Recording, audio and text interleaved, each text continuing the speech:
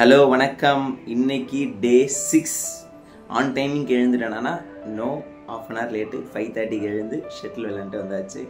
இன்றைக்கும் தோத்துட்டேன். ஸோ இன்றைக்கி நான் உங்கள்கிட்ட ஷேர் பண்ணணும்னு நினைக்கிறேன். அப்படின்னா ஆக்சுவலாக வந்து ஒரு அம்மா ஒரு பொண்ணு இருக்காங்க. அந்த அம்மாவுக்கு வந்து பார்த்திங்கன்னா 50ஆம் கல்யாணம் நடக்குது. ஓகேங்களா, 50 ஆனிவர்சரியா அது வந்து நடக்குது. 50ஆம் கல்யாணம் நடக்கும்போது அந்த அம்மா வந்து அந்த பொண்ணுக்கிட்ட வந்து என்ன சொல்கிறாங்கன்னா, நீ போயிட்டு என்னோடய ஃப்ரெண்ட்ஸ் எல்லாரையும் அழைச்சிட்டு வா அப்படின்ற மாதிரி சொல்கிறாங்க.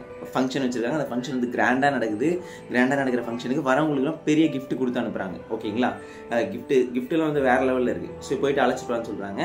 அந்த பொண்ணு வந்து அவங்க ஃப்ரெண்ட்ஸ் எல்லாம் அழைச்சிட்டு வராமல் வேறு யாரோ ஒருத்தவங்களாம் அழைச்சிட்டு வராங்க. சம்மந்தமே இல்லாத நபர்லாம் வராங்க. பார்க்குறதுக்கு நார்மலாக இருக்காங்க. அவங்களுக்கு முன்னாடியே பரிச்சயம் இல்லாத நபராக இருக்காங்க. யாருன்னே தெரியாதவங்களாம் அழைச்சிட்டு வராங்க.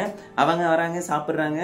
கிஃப்ட்டு ஒருத்தவங்களுக்கும் பார்த்தீங்க அப்படின்னா 1 பவுன் காயின் கிஃப்ட்டு. அப்படியே எல்லாரும் வந்துட்டு அந்த காயின் கிஃப்ட் வந்து வாங்கிட்டு போகிறாங்க. அந்த அம்மாவுக்கு பார்த்த உடனே என்னடா அது, நம்ம சொன்னது வந்து ஃப்ரெண்ட்ஸ் எல்லாம் அழைச்சிட்டு வர சொன்னோம், நம்ம ஃப்ரெண்ட்ஸ் எல்லாம் யாருமே வரல, சம்மந்தமே இல்லாத யாரோ ஒருத்தவங்க வந்து நிற்கிறாங்களே, என்னடா அது அப்படின்ற மாதிரி யோசிச்சுட்டு இருக்காங்க.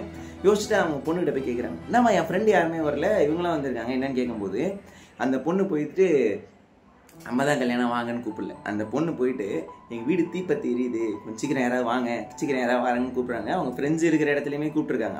அவங்க அம்மாவோட ஃப்ரெண்ட்ஸில் எங்கே இருப்பாங்க அந்த இடத்துலையும் கூப்பிட்ருக்காங்க. யார் யாரெல்லாம் வந்தாங்களோ அவங்க தான் இந்த கல்யாணத்துக்கு இன்வைட் பண்ணி 1 பவுன் நகை கொடுத்து அமைச்சிருக்காங்க, 1 பவுன் காயின் கொடுத்து. அதாவது ஜாலியாக இருக்கும்போது, சந்தோஷமாக இருக்கும்போது, நல்ல நிகழ்வுகளில் கலந்துக்கிறவங்க மட்டும் நம்ம ஃப்ரெண்ட்ஸ் இல்லை. முக்கியமாக அவங்க நம்ம ஃப்ரெண்ட்ஸு கிடையாது. எப்போல்லாம் வந்து கஷ்டம் இருக்கோ, எப்போல்லாம் நமக்கு ஒரு பிரச்சனை இருக்கோ, அப்போ யார் கூட நிற்கிறாங்களோ அவங்க தான் உண்மையான நண்பர்கள். அந்தளவுக்கு நம்ம எத்தனை பேரை சம்பாதிச்சு வச்சுருக்கோமோ அதுதான் நம்ம வாழ்க்கையில் சம்பாதிச்ச உண்மையான சொத்து. ஸோ கஷ்டத்தில் கூட இருக்கிற நபர்களை சம்பாதிச்சு வைங்க. அந்த மாதிரி நபர்கள் உங்க கூட இருந்தாங்கன்னா அவங்க லைஃப்பில் இழந்துடாதீங்க. All the best. Thank you so much. Day 7ல் பார்க்கலாம்.